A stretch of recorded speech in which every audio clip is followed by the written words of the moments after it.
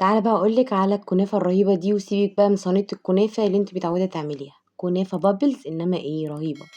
اول حاجه بحط الكنافه في الفريزر، ولما تتلج بمسكها كده وافرطها واقعد انكشها كده لحد ما تبقى قطع صغيره بالشكل ده. ببتدي احط عليها معلقه من سكر البودره، وده نص كيلو من الكنافه. وهبتدي اقلبها بالشكل ده كده. وبعد كده هاجيب المعيار بتاعي، المعيار ده موجود عندنا كلنا. فهنجيبه بالشكل ده، وهبتدي احط فيها الكنافة واضغط، لازم الضغط كويس جدا عشان ما تفكش مني. نضغطها كويس بالشكل ده كده، وننفض اي زيادة ونحاول نضغط كويس جدا. ومجرد ما يضغط عليها من الجنب كده تطلع معانا بكل سهولة. هنحطها في الصينية بالشكل ده مش مدهونة اي حاجة.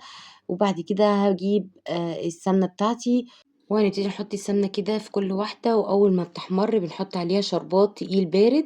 وبالهنا والشفا.